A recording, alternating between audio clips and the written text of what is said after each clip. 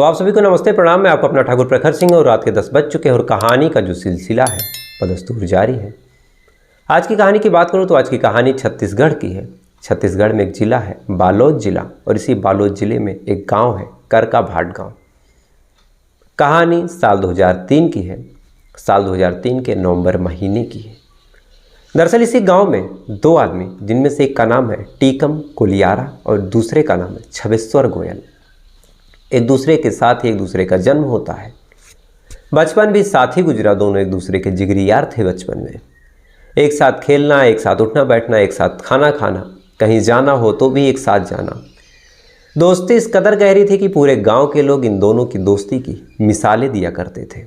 धीरे धीरे वक्त गुजरा, दोनों बड़े हुए। लगभग 15-16 साल इन दोनों की उम्र हुई।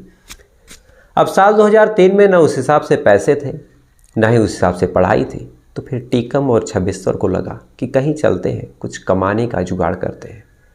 अब कमाने की बारी आई तो फिर दोनों अपने अपने घर को छोड़ के निकलते हैं और साल 2001 या साल 2002 में पहुंच जाते हैं वहीं बगल के एक शुगर मिल में। शुगर मिल में ये दोनों जाते हैं। जाने के बाद उसी मिल में नौकरी करने लगते हैं। नौकरी भी अब एक साथ हो गई, खाना पीना पहले ही साथ था। तो एक दूसरे के साथ इतनी गहरी दोस्ती थी कि ये दोनों एक दूसरे के साथ सारे सीक्रेट शेयर करना, सारी चीज़ें करना, एक ही बर्तन में खाना खाना लगातार चलती रही। धीरे धीरे वक्त गुजरा, साल 2003 आ गया और साल 2003 के नवंबर के महीने में जब सारी चीज़ें ठीक ठाक चल रही थी, सारी नौकरी ठीक ठाक चल रही थी, पैसे भी थोड़े बहुत मिल रहे थे, लेकिन इन सब के बावजूद अचानक से जो छबेश्वर था वो गायब हो जाता है। अब छबेश्वर गायब हुआ तो छबेश्वर के माँ बाप परेशान, इधर टीकम भी परेशान। ये सारे लोग अब छबेश्वर को खोज रहे हैं, कहीं पूछताछ कर रहे हैं, कभी उस शुगर मिल पे आ रहे हैं, कभी जहाँ जहाँ छबेश्वर जाता था वहाँ पे जा रहे हैं। अब साल 2003 में ना ही इतनी टेक्नोलॉजी थी, ना ही मोबाइल फ़ोन था, तो ना फ़ोन कर सकते थे, ना ही कुछ और कर सकते थे। माँ बाप बेचारे परेशान, इधर उधर ढूंढ रहे हैं, इधर उधर खोज रहे हैं। और इसी बीच गांव के एक समृद्ध परिवार पे लगभग 1 महीने बीत चुके थे, 2004 आ चुका था। एक समृद्ध परिवार पे इस छबेश्वर का फ़ोन आता है। फ़ोन करता है, फ़ोन उठाते हैं उस परिवार के लोग। कहता है कि मेरे माँ बाप को बुला दो। क्योंकि साल 2003 में ना तो हर घर में इस तरह के टेलीफोन हुआ करते थे, मोबाइल की तो बात ही क्या थी। गांव के एकाध किसी समृद्ध परिवार में फ़ोन वगैरह होते थे, परिवार के लोग वहीं पे जाके बात करते थे। तो जब फ़ोन आया तो छबेश्वर के माँ बाप भी भाग के पहुँचते हैं। पहुँचने के बाद फ़ोन आता है, फिर से फ़ोन उठाते हैं तो सामने से एक आदमी बोलता है कि मैं छबेश्वर बोल रहा हूँ और आप परेशान मत होइए, मुझे एक बहुत अच्छी नौकरी मिल रही थी और मुझे तुरंत निकलना पड़ा तो मैं बता नहीं पाया, तो अब वही नौकरी कर रहा हूँ, आप परेशान मत होइए, नौकरी करूँगा और जो कुछ पैसे होंगे आपको भेजता रहूँगा। सुना है कि आप लोग मुझे खोज रहे हैं तो खोजना वगैरह बंद कीजिए और बिल्कुल परेशान मत होइए। अब परिवार वालों को लगा कि छबेश्वर अगर कह रहा है कि वो नौकरी करने गया है तो नौकरी करने गया ही होगा। लिहाजा परिवार के जो लोग थे एकदम रिलैक्स हो जाते हैं और ये मान बैठते हैं कि हाँ, जो छबेश्वर है वो नौकरी करने गया था। अब इधर छबेश्वर नौकरी करने गया, इधर धीरे धीरे वक्त गुजरा और टीकम की शादी हो गई। लगातार छबेश्वर कई कई महीनों के बाद फ़ोन करता, परिवार वालों से बात होती, लेकिन परिवार वाले कहते कि एक काम करो, एक बार चले आओ। तो छबेश्वर कहता कि अभी आने का टाइम नहीं हुआ है, मैं जहाँ काम कर रहा हूँ वहाँ मेरा कॉन्ट्रैक्ट हुआ है और कॉन्ट्रैक्ट जो है वो तोड़ नहीं सकता, नहीं तो फिर पैसे घर से भरने पड़ जाएंगे। लिहाजा कुछ साल लगेंगे और इतने साल बीतने के बाद ही मैं आऊँगा। अब ये बात जब छबेश्वर बोलता है तो गरीब परिवार था, तो माँ बाप को भी लगा कि हो सकता है देश दुनिया हमने ना देखी हो, इतनी ज्ञान इतनी जानकारी हमें ना हो सकता है ऐसे भी सुना है कि सऊदी वगैरह अगर लोग जाते हैं तो 3-3 4-4 साल तो नहीं ही आ पाते, तो हो सकता है कि छबेश्वर भी ऐसे ही कहीं जगह पे हो। परिवार वाले फिर से मान जाते हैं।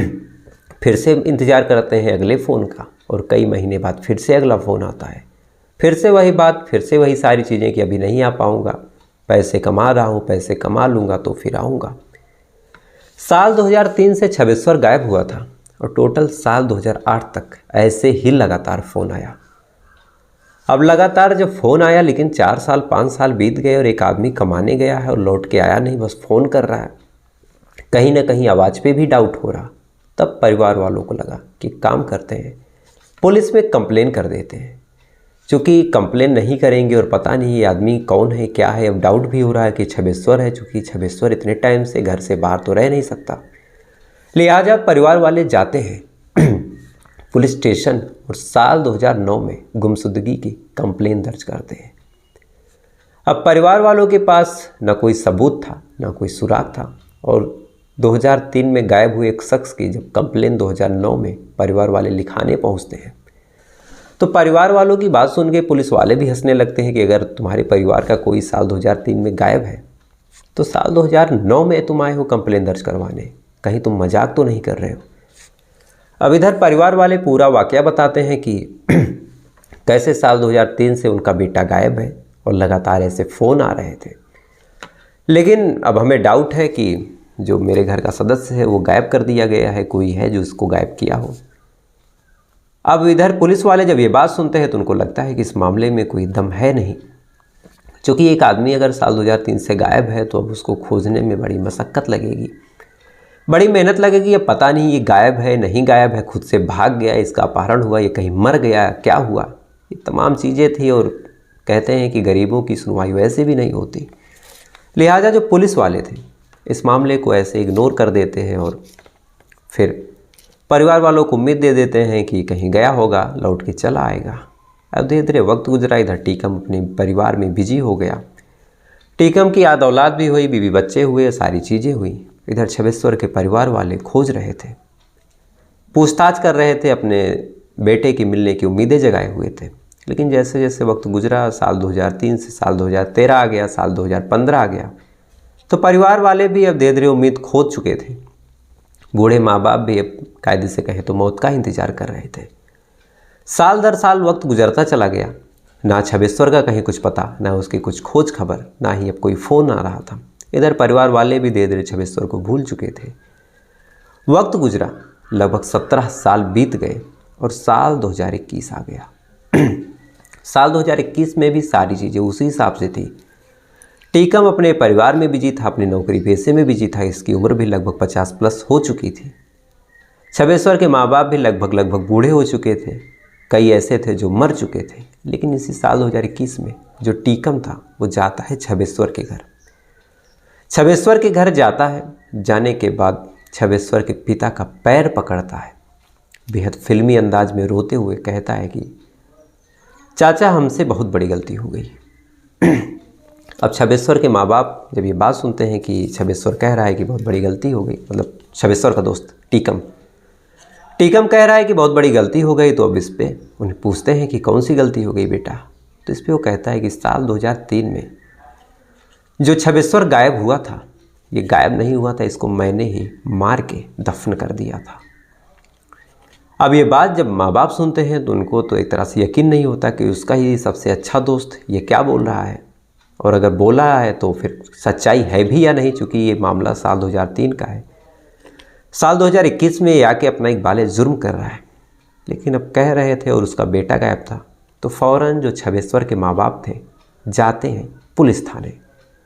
पुलिस थाने पहुंचते हैं, पहुंचने के बाद फिर से बताते हैं कि साहब मेरा बेटा साल 2003 से गायब था, मैंने एक कंप्लेन दर्ज करवाई थी, लेकिन तब से न जाने कितने पुलिस वाले बदल गए, न जाने कितनी चीज़ें बदल गई। फाइल भी पता नहीं साहब आपके पास होगी या नहीं होगी, लेकिन अब उस मामले में मेरे ही बेटे का एक दोस्त है, वो आके अपना एक बाले जुर्म कर रहा है, और एक बाले जुर्म करते हुए कह रहा है कि तुम्हारे बेटे को मैंने ही गायब किया है।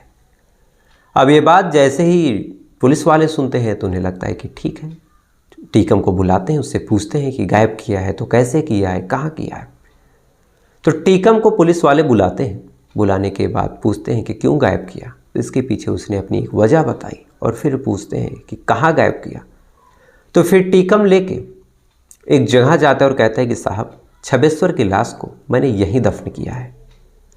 अब ये बात जब पुलिस वाले सुनते हैं तो फ़ौरन मजदूर बुलाते हैं, बुलाने के बाद खुदाई करते हैं, तो काफ़ी गहरा गड्ढा खोद देते हैं, लेकिन ना कोई लाश मिली, ना कोई अवशेष मिला। और अगर साल 2003 से भी कोई आदमी दफन है तो कम से कम हड्डियाँ मिलनी चाहिए थी, लेकिन जब कोई हड्डी वगैरह नहीं मिली तो फिर पुलिस वालों को लगा कि हो सकता है टीकम का मानसिक संतुलन गड़बड़ हो गया हो। परिवार वालों को उसने यूं ही बेवकूफ़ बनाया और पुलिस के साथ भी वो खेल रहा हो, तो लिहाजा पुलिस वाले इस मामले को फिर से वहीं बंद करते हैं, फाइल को किसी ठंडे बस्ते में डालते हैं और दूसरे मामलों में जुट जाते हैं। धीरे धीरे वक्त गुजरा, फिर से साल 2023 आया, 21 बीत गया, 22 बीत गया, और साल 2023 में जो टीकम था फिर से पुलिस के पास खुद से जाता है और कहता है कि साहब जल्दी से जल्दी आप मुझे गिरफ्तार कर लीजिए, इस लाश का अंतिम संस्कार करवा दीजिए, नहीं तो ये छबेश्वर की जो आत्मा है ये मुझे जीने नहीं देगी। अब पुलिस वाले ये बात सुनते हैं तो फिर चूँकि 2 साल में कई सारे पुलिस वाले बदल चुके थे, तो पुलिस वालों को फिर से बड़ा अजीब लगा कि ये आदमी क्या बोल रहा है, इस बात में कितनी सच्चाई है, आत्मा कैसे नहीं जीने देगी। तो इस पर फिर पुलिस वाले टीकम को बाकायदा बैठाते हैं, बैठाने के बाद पूछते हैं कि अच्छा लाश कहाँ दफन है। इस पर फिर टीकम वही एड्रेस बताता है, लेकिन इस बार पुलिस वालों की अच्छी किस्मत कि जब लाश को खोदने के लिए जाते हैं तो जेसीबी लेके जाते हैं। अब जेसीबी पहुंचे, जेसीबी ने खोदना शुरू किया और टोटल 6 फीट गहरे गड्ढे को जब खोदा तो कुछ हड्डियां और कुछ कंकाल मिले। और ये बात जो मैं आपको बता रहा हूँ ये बात है 19 अप्रैल साल 2023, यानी आज से टोटल 2 दिन पहले की ये बात है। 2 दिन पहले अब जब हड्डी वगैरह बरामद हुई तब पुलिस वालों को लगा कि इस बात में तो कहीं ना कहीं कोई राज जरूर छुपा है। लिहाजा पुलिस वाले टीकम को बैठाते हैं और पूरी बात जब पूछते हैं तब टीकम ने एक बड़ी हैरान कर देने वाली कहानी सुनाई। दरअसल टीकम बताता है कि जब दोनों उस शुगर मिल में काम कर रहे थे तो इसी काम के दौरान एक दूसरे से सीक्रेट शेयर करना, एक दूसरे से सारी बातें बताना, ये चीज़ें लगातार चलती रही। टीकम अपनी सीक्रेट्स को बताता, छबेश्वर अपनी बातों को बताता, और इसी बीच टीकम बताता है कि मुझे एक लड़की पसंद है। अब टीकम बोलता है कि लड़की पसंद है तो छबेश्वर फिर कहता है कि अच्छा बताओ भाभी कौन है। इस पे फिर छबेश्वर जब पूछता है तो टीकम अपनी दोस्ती की वजह से उस लड़की को सामने से दिखा देता है कि देखो ये तुम्हारी भाभी है। हालांकि वन साइडेड था, उस लड़की को कुछ पता भी नहीं था। तो वो लड़की आ रही थी, टीकम छबेश्वर को लेके जाता है, जाने के बाद दिखा देता है। अब जैसे उस लड़की को छबेश्वर देखता है तो लड़की इतनी खूबसूरत थी कि उस लड़की को देखने के बाद छबेश्वर खुद उस लड़की को पसंद करने लगता है। यानी अब एक लड़की है, उस लड़की को दोनों दोस्त पसंद कर रहे हैं और छबेश्वर ने टीकम से पहले ही उस लड़की पे अप्रोच कर दिया। अब अप्रोच किया तो उस लड़की से टीकम की ना हो के बल्कि छबेश्वर की दोस्ती हो गई। ये बात टीकम को पता चली तो टीकम को अब गुस्सा आने लगी। दोस्ती में धीरे धीरे अब दरार पड़ चुकी थी, एक दूसरे की जान की प्यासे हो रहे थे। कहीं ना कहीं छबेश्वर तो थोड़ा बहुत ठीक भी था, लेकिन अब टीकम का एक ही प्यार और वो छबेश्वर से बात कर रही है। ये सारी चीज़ें चलती रही, धीरे धीरे वक्त गुजरता रहा। मन में वैसे भी दरार पड़ ही चुकी थी कि एक दिन छबेश्वर आके बताता है कि आज हम दोनों ने एक दूसरे के साथ शारीरिक संबंध बना लिए। अब ये बात जैसे ही टीकम सुनता है तो टीकम का गुस्सा जो था 7वें आसमान पे पहुंचा। फ़ौरन वो छबेश्वर से कहता है कि अच्छा एक काम करो, चलो तुमको आज एक बड़ी अच्छी जगह लेके चलता हूँ। अब छबेश्वर ये बात सुनता है तो कहता है कि ठीक है चलो। रात का वक्त था, नवंबर का महीना था, माहौल पूरा सुनसान था। छबेश्वर और टीकम एक साथ जाते हैं गांव से लगभग 4 किलोमीटर दूर। जैसे ही पहुंचते हैं छबेश्वर कहता है कि कौन सी बात है दिखाओ। इस पे टीकम धीरे से एक डंडा निकालता है। निकालने के बाद छबेश्वर को मारता है और तब तक मारता है जब तक छबेश्वर की मौत नहीं हो जाती। अब छबेश्वर मर गया, लेकिन अब लाश ठिकाने लगानी थी। तो फिर सोचता है कि क्या करूं, क्या करूं, क्या करूं। तमाम तरह के प्लान बनाता है और अंत में इसके दिमाग में एक आइडिया आता है। लगभग 2-3 फीट गहरा एक गड्ढा खोदता है और छबेश्वर की लाश को उसमें दफन कर देता है। दफन करता है, दफन करने के बाद वापस आता है, उस लड़की को फिर से प्रपोज करता है। लड़की मान जाती है, उसी लड़की से टीकम शादी कर लेता है। शादी करने के बाद अब इधर छबेश्वर के माँ बाप छबेश्वर को ढूंढ रहे थे। तो फिर इसे लगा कि अब ऐसे तो बात बिगड़ जाएगी, पुलिस तक बात जाएगी तो फिर फंस सकते हैं। लिहाजा ये शहर भागता है। शहर के एक स्टूडियो से, यानी एक जहाँ टेलीफोन वगैरह होता था, टेलीफोन बूथ से गांव में ये फ़ोन करता है छबेश्वर बन के। छबेश्वर बन के ये फ़ोन करता है। फ़ोन करके लगातार ये बातें करता, 2-2 महीनों पे एक बार ये फ़ोन ज़रूर कर लेता और ये सिलसिला लगातार 4 सालों तक ये करता रहा। इधर 4 साल में काफ़ी चीज़ें बदल चुकी थी। परिवार वाले भी अब धीरे धीरे छबेश्वर के बिना जीने की आदी हो चुके थे। तब इसे लगा कि फ़ोन करने का कोई मतलब नहीं है और 4 साल बाद ये फ़ोन करना बंद करता है। अब 4 साल बाद ये फ़ोन करना बंद करता है। सारी चीज़ इसकी यूजुअली चलती रहती है, लेकिन इसी बीच अचानक से इसके सपने में छबेश्वर आता है। छबेश्वर इसके सपने में आता है। आने के बाद इससे कहता है कि तुमने मेरे साथ अच्छा नहीं किया, मुझे बदला चाहिए, मैं तुमसे बदला लूँगा। अब एक बार ये सपना आया तो इसे लगा कि हो सकता है मैं सोच रहा था तो सपना आ गया, लेकिन ये सपने, छबेश्वर की आवाज़, छबेश्वर की आत्मा, ये सारी चीज़ें लगातार इसको परेशान करने लगी। साल 2010 वगैरह से ही ये परेशान होना शुरू हो गया। साल 2015 आते आते इसने न जाने कितने तांत्रिकों को दिखाया, न जाने कितने मंदिरों पे इसने माथा टेका, न जाने कितने दरगाहों पे ये गया, न जाने कितनी पूजा पाठ इसने करवाई, लेकिन छबेश्वर की जो आत्मा इसे परेशान करती थी, ये आत्मा लगातार इसको परेशान करती रही। वक्त धीरे धीरे गुजरता चला गया और साल 2019 तक जब इसे लगा कि अगर इकबाल जुर्म नहीं किया तो फिर मैं पागल ही हो जाऊंगा और छबेश्वर की आत्मा मुझे छोड़ेगी नहीं, तो फिर अंत में हिम्मत जुटाते हुए साल 2021 में ये जाता है, अपना इकबाल जुर्म परिवार के आगे कर लेता है। अब गड्ढा जब खोदा गया, पुलिस आई साल 2021 में, तो काफ़ी चीज़ें भौगोलिक उथल पुथल हुई थी। तो जो छबेश्वर का कंकाल था वो 5 से 6 फीट गहरा हो चुका था। तो पहली खुदाई में तो कुछ नहीं मिला, लेकिन साल 2023 और 20 अप्रैल साल 2023 यानी कल जब खुदाई हुई तो फिर कंकाल और कुछ कपड़े वगैरह मिले हैं। लेकिन अब इसमें भी पुलिस के सामने अजब मुसीबत है कि अगला अपना इकबाल जुर्म तो कर रहा है, लेकिन अब इस कंकाल का डीएनए टेस्ट होगा और डीएनए अगर मैच होता है छबेश्वर के माँ बाप से, तब तो इस कत्ल का मुकदमा टीकम पे चलाया जाएगा, नहीं तो फिर वही श्रद्धा वाला मामला कि कातिल है लेकिन लाश गायब। तो फिलहाल ये थी पूरी कहानी। अब आज जो अभी तो जांच पड़ताल शुरू हुई है, 1-2 दिन में जो चीज़ें होंगी अगर आप पूछेंगे तो मैं आपको बता दूंगा। अब एसीपी जो वहाँ के हरीश राठौर हैं वो भी बड़े परेशान हैं कि क्या करें क्या ना करें, चूँकि साल 2003 से कितनी चीज़ें बदल चुकी। तो फिलहाल ये थी पूरी कहानी। अब आते हैं कल के सवाल पे, और कल का मेरा सवाल था कि काला सोना किसे कहते हैं। तो काला सोना बेसिकली कई चीज़ों को कहते हैं, अपने अपने दायरे में सारी चीज़ों को ऐसी तवज्जो दी गई। पहला सही जवाब है पेट्रोलियम, जो कि यूनिवर्सल है वर्ल्ड वाइड। और दूसरा अगर एग्रीकल्चर की बात करें तो इसमें काला सोना अफीम को कहते हैं। तो इस सवाल का सही जवाब दिया है जो थॉमस जी हैं, पारुल जी हैं, ईश्वर गुप्ता जी हैं, मेडिसिन ज्ञान जी हैं, भूपेश कुमार जी हैं, आरबी प्लस जी हैं, सोहिल खान जी हैं, सुनील कुमार जी हैं, शिवबख्श सिंह जी हैं बाराबंकी से, विजेंद्र सिंह जी हैं, अकाली गुरुसेवक सिंह जी हैं पंजाब से, सुनील शर्मा जी हैं, रोलेक्स जी हैं, विष्णु गौर जी हैं और बिंदु रानी हैं, सुदर्श चौर थोर आर्या जी हैं और सुधांशु नागर जी हैं। तो आप तमाम लोगों ने बिल्कुल सही जवाब दिया, तो आप तमाम लोगों को दिल से शुभकामनाएं। और आते हैं आज के सवाल पे, और आज का मेरा सवाल है कि ये जो आसमान है अगर हम अंतरिक्ष से देखें तो ये काला दिखाई देता है, लेकिन अगर हम धरती से देखते हैं तो ये एक नीले कलर में दिखाई देता है। तो इसके पीछे क्या रीज़न है? अगर आपको पता हो तो कमेंट करके बताइएगा, नहीं तो कल का इंतज़ार कीजिएगा। तो आपसे कल फिर मुलाकात हुई किसी दूसरी कहानी के साथ। तब तक अच्छे रहिएगा, खुश रहिएगा, अपना ख्याल रखिएगा, अपने देश का ख्याल रखिएगा। जय हिंद,